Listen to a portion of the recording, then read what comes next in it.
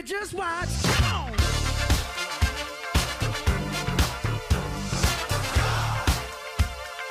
Don't believe me, just watch.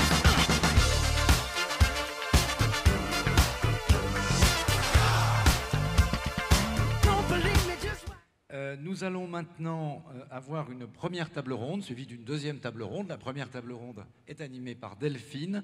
Avant qu'elle appelle les intervenants suivants, nous allons voir un petit film, comme tout à l'heure, toujours inspiré du film We Love Entrepreneur. À tout à l'heure.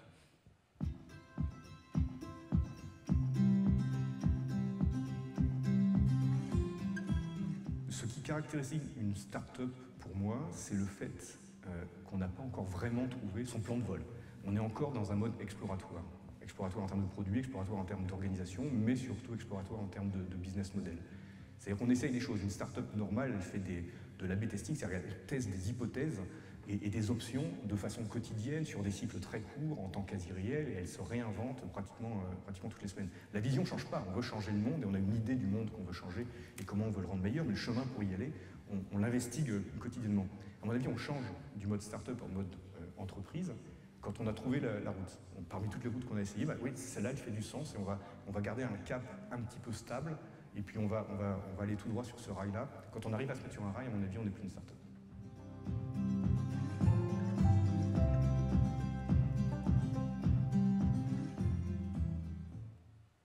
Voilà une excellente définition. Alors je vais faire monter les participants de la table ronde, s'il vous plaît. Patrick Robin, Johan Jaffré, Pascal Latouche, Simon Tchédikian, s'il vous plaît.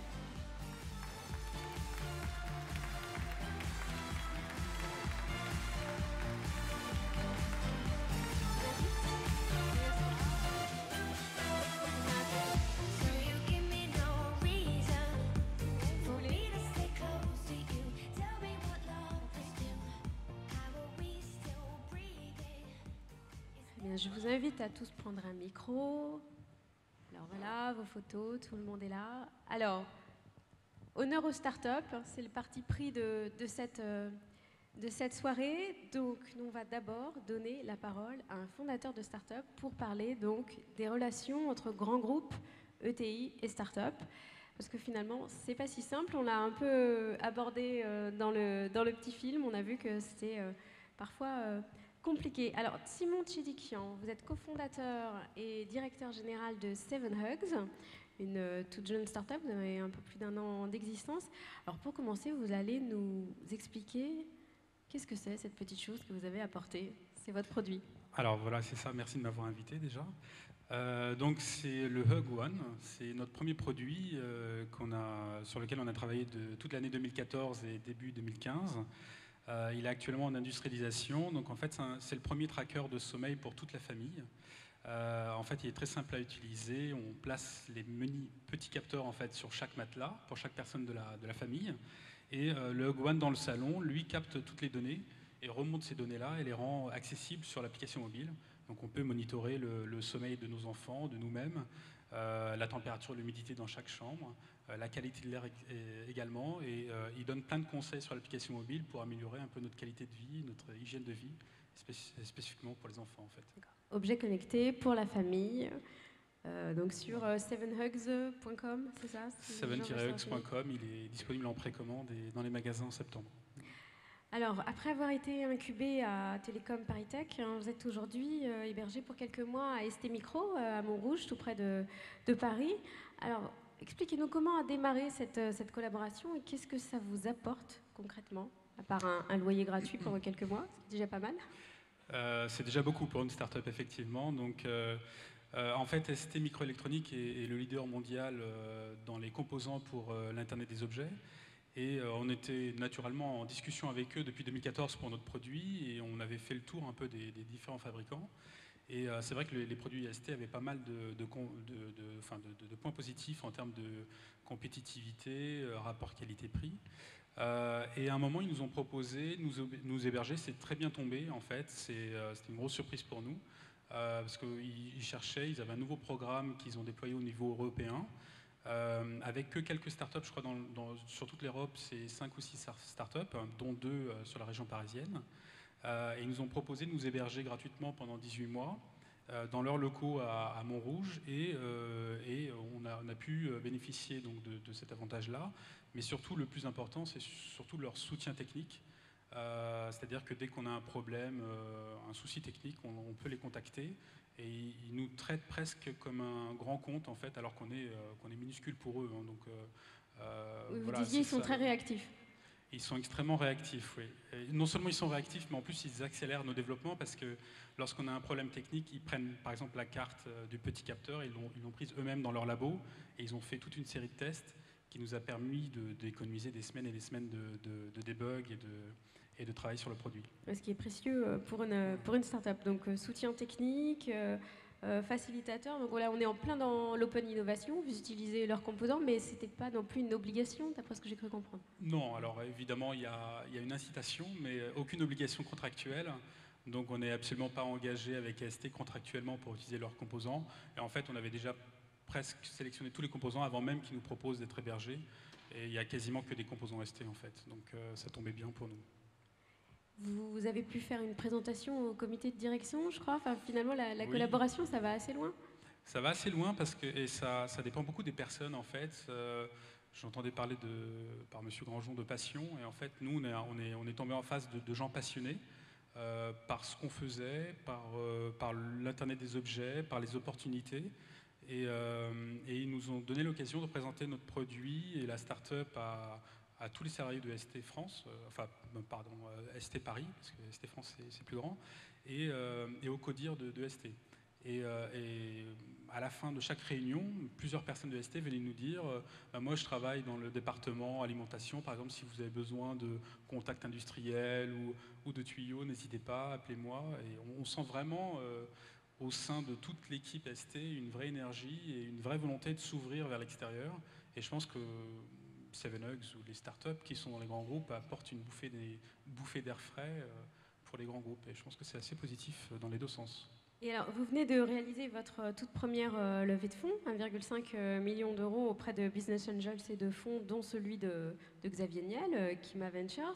Mais ST Microelectronics n'a pas participé à cette opération. Pourquoi? Non, alors évidemment, on les a sollicités, mais ST New Venture, je crois qu'il s'appelle officiellement, la partie investissement de ST, investit essentiellement dans tous les métiers qui ont un rapport avec la fabrication de puces. Nous, on est utilisateurs, on est clients de ST, et donc on ne rentrait pas dans leur stratégie d'investissement. Mais ça ne nous a pas posé problème, en fait. Voilà. D'accord. Bon, donc vous êtes un exemple de collaboration fructueuse. On va voir un peu de l'autre côté, comment ça se passe chez un grand groupe. Donc je vais me tourner vers Orange. Pascal Latouche, vous êtes directeur du programme Orange Fab France, un programme d'accélération qui a été lancé en 2013 en France. Alors expliquez-nous votre programme, ça dure combien de temps? Vous cherchez quel type de start-up? Qu'est-ce que vous leur apportez? D'accord, donc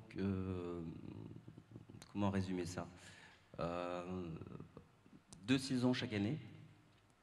L'idée pour nous finalement, c'est de capter un certain nombre de start-up dont on va se dire, avant l'accélération, qu'on a vraiment très très envie d'élaborer un partenariat commercial avec elles.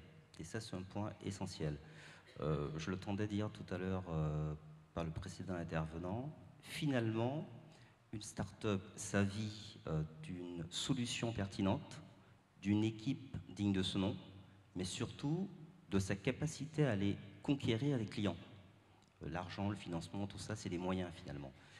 Et nous, au niveau de l'Orange Fab France, le positionnement qu'on s'est clairement donné, c'est finalement de pouvoir prendre ces solutions des startups et de les emmener auprès de nos bases clients afin réellement de fidéliser nos propres clients, de conquérir finalement de nouveaux clients, mais aussi dans le même temps de faire en sorte que ces startups, avec leurs solutions, puissent trouver des clients. Donc finalement, un deal win-win.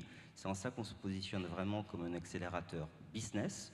On réalise 2 saisons chaque année, beaucoup de candidats, peu d'élus, généralement 5 à 10 maximum. Vous allez les annoncer là, la 3e saison, hein. Vous avez eu combien de candidats? Alors pour la 3e saison, on a eu 175 candidats, on en a retenu 6, donc qui vont rentrer en accélération à la fin de la semaine, le 17 avril prochain.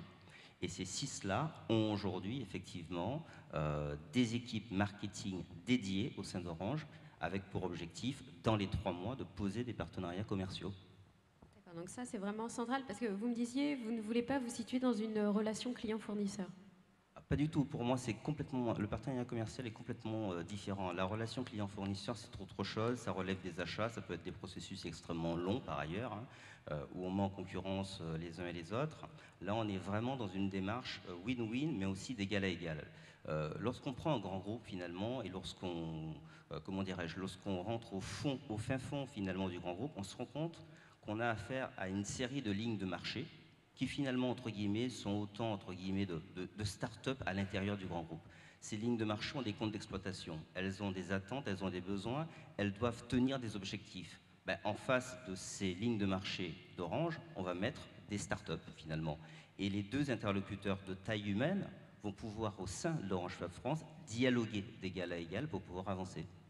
Vous disiez, ça sert, ce programme d'accélération, à construire un contrat de mariage, en fait, vous disiez, entre chaque business unit et une start-up. Oui, moi j'aime bien prendre cet exemple, en fait. Je me positionne un peu comme un prêtre, finalement, qui a pour intention de faire en sorte que deux protagonistes, la start-up d'un côté et puis le centre de profit, la ligne de marché Orange, puissent à un moment donné se marier. Lorsqu'on se dit on a l'intention de se marier, entre l'intention de se marier et se marier, il peut s'écouler du temps. Ça veut dire quoi? Ça veut dire qu'il faut qu'on pose le projet commun, il faut qu'on sache s'entendre, se comprendre, et souvent start-up et puis grands groupes n'ont pas tout à fait le même langage, on va dire. Une même chose ne signifie pas la même chose, donc il y a beaucoup de choses à construire pour arriver à ce mariage finalement, et qui doit se faire sur un pied d'égalité, on va dire, identique. D'accord. Et vous me disiez, en préparant cette table ronde, que, en fait, ils ne parlent pas forcément toujours le même langage, hein. Ce sont un peu deux mondes différents. Même si vous dites que ce sont des startups, les business units chez Orange. Alors, ce sont des startups en termes on va dire, elles doivent D'effectifs. produire rapidement en termes d'effectifs, etc. Elles font partie d'un grand groupe avec une culture propre. Moi, j'ai des anecdotes qui peuvent vous donner à sourire, effectivement, mais qu'on finit par comprendre. Bah, vous faites une réunion entre, alors d'un côté la start-up, de l'autre les intervenants de ces fameuses business units, de ces fameuses lignes de marché, et puis entre les deux, vous avez Orange Fab France, c'est-à-dire moi-même, certains de mes collaborateurs, et puis on assiste à cette réunion pendant 2 heures. Puis après, on débriefe séparément. Et on se rend compte que les gens n'ont pas forcément compris la même chose, n'ont pas interprété les mêmes choses, parce que la valeur du temps n'est pas la même, la valeur des choses n'est pas tout à fait la même, et il s'agit systématiquement, dans le cadre de l'accélération, finalement, de réaligner, de réajuster, finalement, pour rester complètement concentré sur un seul et unique objectif. On n'en a pas 150 000, c'est le seul qu'on ait, le partenariat commercial. Vous me disiez, vous faites aussi des ateliers pour apprendre à se protéger sur la propriété intellectuelle. Je conçois le programme, parce que souvent j'entends parler d'accompagnement, je conçois le programme non pas comme une fin en soi, mais comme un moyen. On a un objectif de partenariat commercial, déjà en France et puis pourquoi pas à l'international. Le programme pour moi doit être là finalement pour soutenir la construction de ce partenariat commercial. Et pour ce faire, finalement, un certain nombre d'acteurs de l'environnement vont effectivement rentrer en ligne de compte. On donne des ateliers sur la propriété intellectuelle. Effectivement, lorsque la saison 2, j'ai dit, je me trouve un intervenant externe d'ailleurs, pour venir expliquer aux startups comment se protéger des grands groupes. Effectivement, on pourrait se dire comment ça se fait, quelqu'un d'Orange, il est en train de dire à des startups comment se préserver des grands groupes. Mais il y a une logique derrière ça. La logique, elle est simple. Si je vais à un partenariat commercial avec une start-up, très bien, parfait, ça devient mon partenaire commercial. Si dans 3 ans, cette start-up est attaquée par un tiers, certes, Orange n'est pas attaqué par ce tiers, mais finalement, je serai en partenariat avec quelqu'un qui sera attaqué par un tiers. Donc ça veut dire quoi? Ça veut dire qu'il faut raisonner les choses, non pas de façon crispée, mais au contraire en dézoomant, en prenant un peu de recul, en se disant ces ateliers, comment se protéger mutuellement, comment appréhender les journalistes du web, etc., etc. C'est autant de savoir, d'expertise finalement à la fois comportementale, relationnelle et technique qu'il est nécessaire à tout ou partie des membres d'une start-up de posséder si à un moment donné elle veut se dire je veux me lancer dans la croissance de ma boîte. Votre programme, en revanche, ne prévoit pas d'investir au capital. Orange Fab France n'investit pas. Orange Fab France n'investit pas en tant que structure. Orange Fab France offre par contre ce qu'on appelle dans le jargon une convertible note, c'est-à-dire un prêt à taux préférentiel. Par contre, des émissions d'obligations, tout à fait. Donc ça, c'est une petite somme, et j'ai été ravi de l'entendre tout à l'heure du précédent intervenant. Il n'y a pas de petite somme, ça peut les aider, effectivement. Là, il s'agit de 15K, ça aide. Lorsqu'on a la perspective d'un contrat avec Orange et qu'on a besoin de recruter un développeur rapidement, ben, ça peut aider pour aller vite. À côté de ce dispositif, on a effectivement un dispositif qu'on appelle Orange Digital Venture, un fonds de 20 millions d'euros l'an, où il n'y a pas de relation de cause à effet. C'est-à-dire que c'est pas parce que vous êtes accéléré qu'on va investir chez vous et vice-versa. Et comme j'aime à dire, je trouve ça très bien que ces dispositifs existent de façon indépendante et toutefois complémentaire pour une raison très simple. On ne peut pas vouloir travailler avec les startups et dire de notre côté, bon, on va leur imposer de rentrer dans la case numéro 1, puis la case numéro 2, puis la case numéro 3. Ça, c'est pas possible. Il faut qu'on puisse, nous, garder la souplesse, finalement, de répondre à nos attentes et ou à nos besoins en fonction de la start-up qui est en face de nous. Et puis, la start-up, elle a aussi ce besoin de pouvoir, on va dire, approcher le grand groupe sous différents angles. Il y a Orange Digital Ventures, il y a aussi Iris Capital, qui est un fonds entre Orange et Publicis. Et je crois que les deux sont dans le jury. Et je crois que vous avez un cas d'une start-up, hein, c'est Free Market, qui a fait à la fois le partenariat. Voilà. Alors, le cas Free Market, qui est exceptionnel, où la start-up saison 1 a effectivement construit avec le centre de profit correspondant Orange Money, pour ne pas le citer, un partenaire commercial. Et il s'avère que mes petits copains et mes petits collègues d'Orange Digital Venture, en ayant vu ça, se sont dit tiens, on va peut-être faire un double effet qui se coule, et donc on va effectivement investir dans la Free Market, d'où l'investissement qu'il y a eu.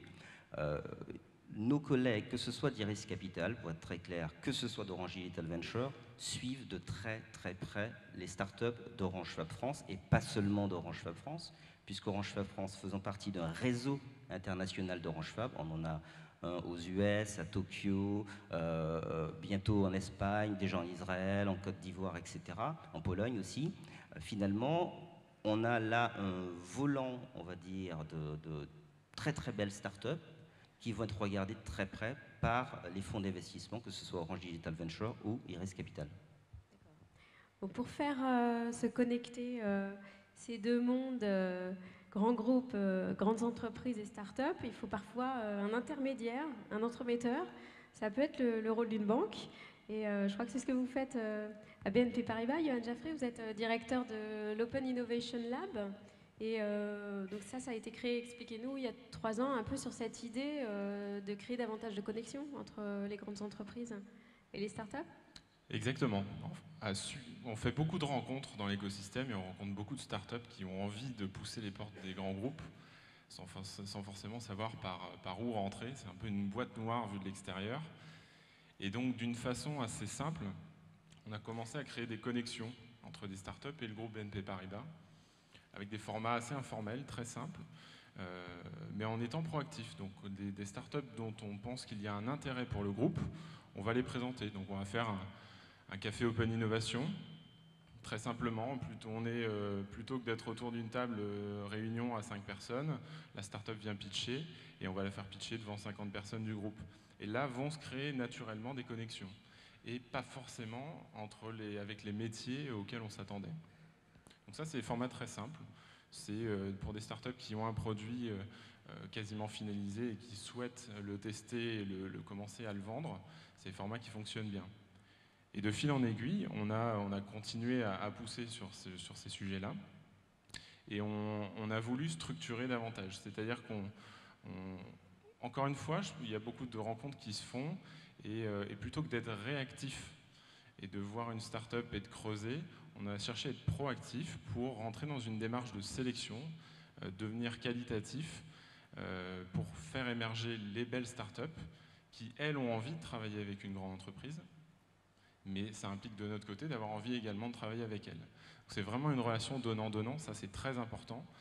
La relation ne peut aller que si elle convient aux deux parties.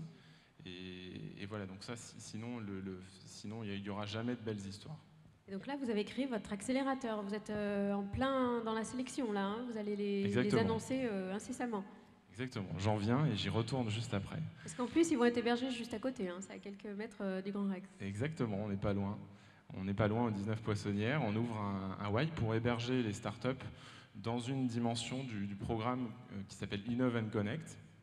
Et la volonté de ce programme, c'est de réussir à connecter les startups avec des ETI cette fois, donc des entreprises de taille intermédiaire, qui, elles, cherchent à agir sur ce levier de l'open innovation pour compléter une démarche d'innovation de R&D en externalisant une partie de celle-ci, en faisant confiance à des entrepreneurs, des jeunes entrepreneurs innovants. Pourquoi les ETI ? Alors les ETI, puisque finalement on prend conscience quand on discute que depuis 2-3 ans, le sujet émerge de plus en plus. Les grands groupes se sont staffés, commencent à être équipés, et on le voit avec Orange, sont équipés, ont les moyens d'avancer dans cette direction. Et il y a un segment qui est peut-être trop souvent oublié en France, c'est le segment des ETI. Donc ce sont ces entreprises qui font plusieurs centaines de millions de chiffres d'affaires, voire plusieurs milliards de chiffres d'affaires, qui sont leaders sur leur marché, qui sont des boîtes internationales et qui, elles aussi, innovent au quotidien, sinon elles n'en seraient pas là. Et on a voulu, du coup, leur donner une visibilité dans cet écosystème pour qu'ils puissent trouver les pépites avec qui lancer un programme de co-développement. Et ça, c'est rattaché à l'accélérateur de start-up qu'on démarre et dont on va annoncer les résultats, nos premiers couples start-up ETI jeudi prochain. Oui, donc en fait, c'est un peu comme Orange Fab France, vous êtes dans une démarche de créer des couples. C'est un peu une démarche assez proche aussi du hub de BPI France, je crois, qui va être bientôt inauguré. Qu'est-ce qui fait que ça marche ? Là, vous commencez tout juste. C'est quoi les démarre, on veut créer des couples. Donc ce qui est important, c'est que nous, on démarre avec l'ETI. Donc on a sélectionné une ETI qui a le bon mindset et qui a vraiment envie d'avancer dans cette démarche avec nous. Et à partir de là, l'ETI, elle pourrait se dire, moi, c'est quand on veut former un couple, on a des idéaux, donc on cherche peut-être une femme blonde aux yeux bleus, et on lui dit que peut-être elle a intérêt à ouvrir un petit peu son champ de vision, parce que c'est pas forcément ce qu'elle va trouver, et elle peut faire un bout de chemin avec une start-up qui ne correspond pas forcément à ses attentes. On n'est pas là pour créer des connexions entre une ETI et une boîte de service. On est là pour créer une connexion entre une ETI et une start-up qui a démarré son histoire seule et qu'on doit accélérer. Et vous me disiez, par exemple, pas forcément dans son écosystème local aussi, parce que les ETI ont souvent tendance à travailler avec des entreprises un peu plus de sa région. Exactement. Il y a une relation, on parlait de réactivité ou de proactivité tout à l'heure. C'est vrai que les ETI, et pour de bonnes raisons, sont souvent très implantées régionalement et très liées à leur écosystème. Elles ont une vraie volonté de faire décoller des pépites régionales. Mais ce sont des boîtes internationales et on pense que c'est très utile de réussir à connecter une ETI de Lille avec une start-up de Toulouse, de Berlin, etc. On pense qu'il faut qu'on soit, encore une fois, qu'on regarde très large dans nos appels à collaboration pour faire émerger et trouver les pépites, peu importe où elles se trouvent. Voilà. Les connexions, je pense qu'on ne doit vraiment pas se limiter à ces différents stades de développement, mais il ne faut pas qu'on se limite géographiquement parlant. Je pense que notre terrain de jeu, c'est l'Europe, et il faut qu'on appuie sur ce point-là. Oui, donc rendez-vous dans quelques mois pour voir ce que ça donne. Alors, je vais me tourner vers Patrick Robin, qui a une vision peut-être un peu plus critique des relations entre grands groupes et start-up, d'après ce que vous m'avez dit.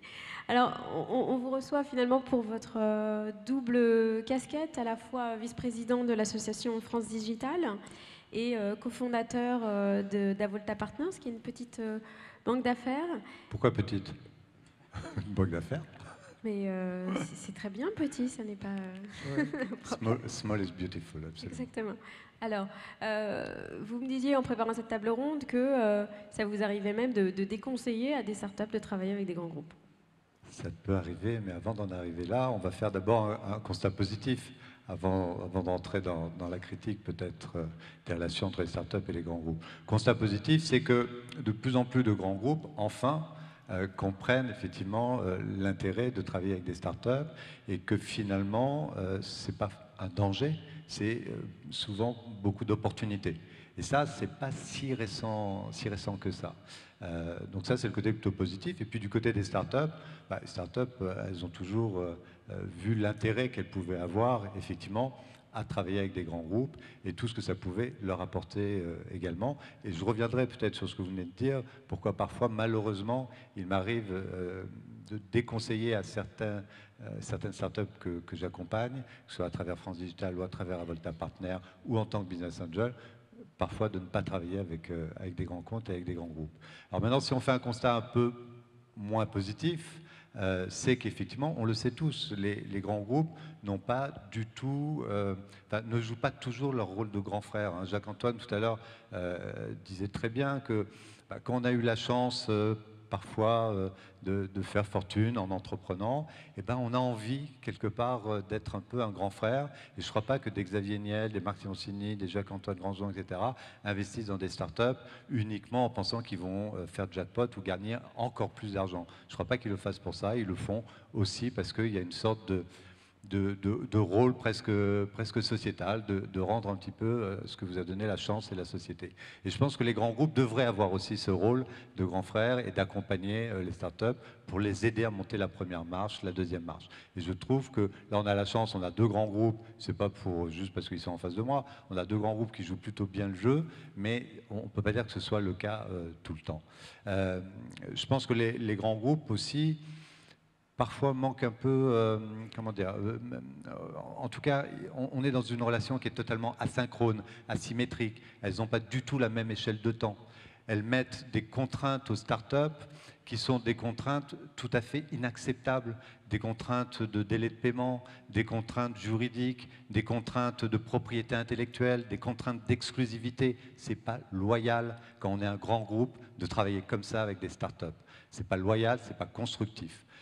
Ensuite, effectivement, en parlant de loyauté, il y a aussi un manque de loyauté parfois qu'on peut rencontrer chez des grands groupes qui utilisent les startups comme des défricheurs et puis finalement qui vont pomper les meilleures idées ou qui vont au contraire les confier à d'autres grands groupes en qui ils ont plus confiance parce que c'est plus solide et puis ils savent qu'en COMEX, ils ne se feront pas taper sur les doigts d'avoir choisi le grand groupe, parfois d'ailleurs étranger, américain notamment. Donc c'est pas très loyal, je trouve, comme comportement. Voilà, et il y a plein de choses comme ça qui demanderaient vraiment à être améliorées si on voulait effectivement qu'au-delà du discours, qu'au-delà du côté effet de mode où il faut effectivement faire de l'open innovation, ce soit un peu plus constructif dans la relation entre les startups et les grands groupes. Et du coup, vous leur conseillez aussi de diversifier un peu leur clientèle finalement, de travailler aussi avec quoi Quand je parlais ETI, tout à l'heure de des relations asymétriques, asynchrones, ça veut dire que travailler avec un grand groupe, ça peut être extrêmement consommateur de temps, d'énergie. Une start-up, je veux dire, ça a une roadmap de semaine en semaine. Un grand groupe, ça vous fait une réunion tous les mois, quoi, pour parler du projet. Puis 9 mois après, vous êtes épuisé, vous avez mis beaucoup d'espoir dans cette relation avec le grand groupe, dans ce contrat. Ça allait aussi vous aider peut-être à lever des fonds, vous avez mis beaucoup d'espoir dans tout ça. Et finalement, vous vous épuisez et ça peut être très très dangereux pour une start-up qui n'a pas les reins suffisamment solides de vouloir se lancer dans travailler avec un grand groupe. Donc il faut faire très très attention parfois à ces relations. Oui, on l'a entendu tout à l'heure dans le film. J'ai l'impression que Johan, vous aviez envie de réagir. Allez-y. Oui, c'est vrai et on aurait pu avec Patrick, on vient de se rencontrer, mais je pense qu'on a fait le même constat au départ et les entrepreneurs, avec les soucis de temporalité qui peuvent être différentes, de protection de la propriété intellectuelle, de la confidentialité, plein de choses très très lourdes. Je pense que si on doit innover et co-innover, ça doit passer par une étape sans trop de formalisme. Il faut qu'on réussisse à avancer rapidement sans formaliser les choses trop lourdement.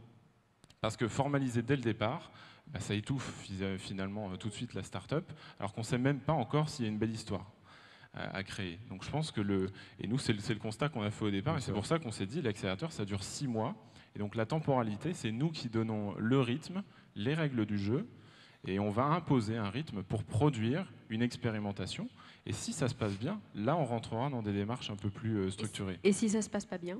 Et si ça se passe pas bien, il faut savoir dire non Voilà, on avait une idée en tête Nous, on et ça ne arrête. produit pas les résultats, donc on passe à autre chose. Et ce qu'a développé la start-up, ça peut être un pivot très léger, c'est peut-être pas le bon marché qu'elle a attaqué, et il suffit de partir sur un autre marché, mais en tout cas, elle peut rebondir. Elle n'attend pas une Elle n'aura non-réponse. pas perdu son temps. Je crois que dans les freins justement à une meilleure collaboration entre les startups et les grands groupes, il y a un manque d'appétence à la prise de risque dans les grands groupes qui est flagrant. Mais c'est pas les grands groupes, c'est pas une entité, une chose de comme ça. C'est les gens qui travaillent dans les grands groupes. Okay, c'est les N-1, c'est les N-2, c'est ceux qui aujourd'hui ont peur pour leur place ou pour leur promotion parce qu'ils vont choisir de travailler avec une start-up, donc prendre un risque. Et effectivement, ils préfèrent finalement confier le dossier à IBM ou à Salesforce. Ils savent que personne ne viendra leur taper sur les doigts. Donc le problème, il vient du top management. C'est comment, quand je suis au top management, j'explique à mes N-1, mes N-2 qu'ils ont le droit de prendre des risques et qu'ils ont le droit d'essayer de travailler et que personne ne va venir leur taper sur les doigts. Il n'y a que ceux qui n'essayent pas, qui n'échouent jamais. Donc voilà, je pense qu'il y a un vrai problème de ce côté-là. Les freins aujourd'hui au fait que des startups travaillent plus avec des grands groupes, je ne vais pas me faire que des copains, je m'en fous, mais c'est les services juridiques des grands groupes, c'est les services d'achat, c'est parfois les DSI de ces grands groupes, d'accord? Donc, mais tout ça, ça doit venir du top management. Il doit y avoir effectivement une impulsion du top management qui dit, ok, allez-y, lâchez les vannes, quoi, et nommer un responsable en interne qui soit facilement identifiable. Hein, on le voyait dans le film tout à l'heure, et c'est ce que tu disais également, c'est avoir quelqu'un de clairement identifiable, parce que le temps qu'on passe à essayer de trouver les circuits de décision, c'est phénoménal, et quelqu'un non seulement qui est capable de décider, mais qui est capable de parler avec les bons interlocuteurs en interne dans le grand groupe, et qui est capable également de s'impliquer dans un projet. C'est le manque d'implication très souvent dans les grands groupes qui fait que les choses n'avancent pas. Allez-y Pascal, j'ai l'impression que vous aviez envie de réagir. Ah oui, tout à fait. Sur l'identification des éventuels freins, je les comprends. Alors, il y a un truc effectivement que tu as dit qui est très très vrai, et il faut un peu sortir de là. On parle grand groupe, mais finalement, ce n'est pas des logos, tout ça, c'est des gens. Voilà. Donc, c'est des gens qui font ou qui ne font pas. Une fois qu'on a dit ça, ça veut dire qu'effectivement, il faut qu'on ait les bonnes personnes aux bons endroits pour faire. Par rapport à cette dynamique, finalement, c'est plutôt une démarche plutôt asynchrone, il y a le problème de la taille, etc., etc. Il y a des réponses et des réponses très simples, finalement. Travailler avec une start-up, c'est s'assurer finalement des deux côtés du qu'est-ce qu'on veut faire, sous quel délai on veut le faire, pour quel objectif, et que ce soit assumé des deux côtés. Je le dis souvent aux start-up qu'on accélère au sein d'Orange Shop France, finalement, je vais vous demander au quotidien de garder en tête votre objectif par rapport à une intention qu'on s'est donnée dès le départ sur qu'est-ce qu'on veut faire, sous quel délai on veut le faire, pour quel objectif. Par exemple, c'est ce qu'on va faire le 16 ou le 17 avril prochain avec chacune des startups de la prochaine saison. Donc finalement, j'ai l'impression que des règles simples, souples, comme le disait Johan, peuvent effectivement permettre aux gens d'aller très très vite et en ayant, comme tu le soulignais et à juste titre, un référent au bout d'un moment. Un accélérateur corporate, en tout cas, c'est une espèce d'objet frontière, finalement, entre à la fois la start-up et le grand groupe, l'ETI et la start-up. Et ce rôle d'objet frontière, il faut l'assumer en étant effectivement le référent pour chacune des deux parties et en veillant à la fois, dit un peu directement, à féliciter les uns et les autres, ou à savoir aussi tirer les oreilles des uns et des autres en allant taper aux bonnes portes, quitte à aller taper dans les cabinets les plus hauts, des plus hautes tours. Et ça, il ne faut pas hésiter. Je le disais parfois, j'en finirai par là à certains amis, je ne me suis jamais senti aussi libre que depuis que j'ai pris cette fonction. C'est-à-dire que je ne m'interdis absolument aucun coup de fil, aucun mail à destination de qui on veut au sein d'Orange pour faire avancer la machine et le mandat pour lequel, effectivement, l'accélérateur a été créé. Est-ce qu'il y a trop d'accélérateurs corporate? Parce que c'est un peu à la mode, hein. Aujourd'hui, tout le monde a son accélérateur. Quelqu'un veut se lancer sur le sujet? Je pense que le sujet de l'accélération est en train de se structurer. On voit des accélérateurs verticaux se créer, qui sont des accélérateurs où on va mettre une expertise sur un domaine en particulier. On voit des accélérateurs corporate, qui sont assez proches parfois des accélérateurs verticaux, puisque là, ça va être dans les telcos. C'est vrai qu'il y a eu une effervescence de l'accélération, parce qu'il y a beaucoup de compétences techniques et que ça permet de faire avancer rapidement les startups. Je pense qu'il n'y a pas trop d'initiatives. Enfin, ça fait du bien qu'il y ait des initiatives tout court. Je pense que toutes les startups ne sont pas faites pour passer dans des accélérateurs corporate. Ça, c'est important de le rappeler. Elles n'ont pas forcément le marché adéquat pour rentrer dans un accélérateur corporate. Donc s'il y a une multitude d'offres à laquelle elles peuvent se présenter et candidater, c'est tant mieux. Je pense que les initiatives qui ne sont pas pertinentes finiront par, elles aussi, pivoter et passer à autre chose. Simon, peut-être que vous avez quelque chose à ajouter. Est-ce que vous avez essayé d'entrer dans un accélérateur ou est-ce que ça vous servait à rien? Non, je dirais que ça ne sert jamais à rien, mais nous, on était passé par l'incubateur des écoles ParisTech, donc ça nous a beaucoup aidé. Il y avait beaucoup de choses d'organiser, des ateliers, des formations, de la mise en réseau, donc c'est extrêmement important. Je voudrais juste revenir sur le point des mariages, l'analogie avec les mariages. Un mariage arrangé, c'est super. Enfin, d'avoir les grands groupes qui déroulent le tapis rouge, c'est vraiment une opportunité exceptionnelle pour les startups. Mais c'est vrai qu'un mariage arrangé, c'est assez compliqué de trouver le bon match. Nous, dans notre histoire, ça s'est un peu passé différemment, c'est-à-dire qu'on ne le cherchait pas, c'est arrivé tout seul dans le flot de nos discussions. Et c'était presque, pour faire une analogie encore, c'était peut-être un conte de fées pour nous. Donc on a trouvé notre prince charmant. Mais je pense que c'est pas simple le travail que vous faites est absolument pas simple de trouver le bon match. Et le conseil que je donnerais aux startups, c'est rester focus en fait. C'est rester focus. Quel est votre objectif? Quel est votre tout premier objectif? Et en quoi votre partenaire ou le grand groupe va vous aider dans cet objectif-là? Et rester là-dessus tout le temps.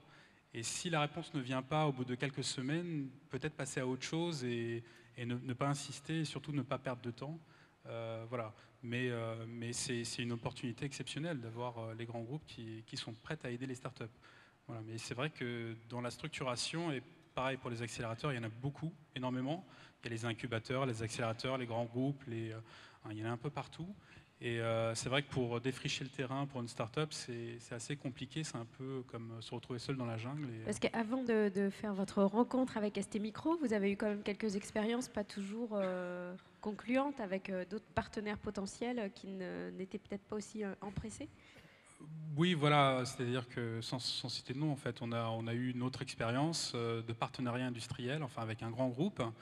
Ça s'était très très bien présenté. Les personnes avaient une énergie incroyable. À l'intérieur, nos points de contact. Et finalement, lorsque ces personnes-là ont essayé de nous mettre en relation avec les différentes BU ou équipes, finalement, il n'y a pas eu de répondant.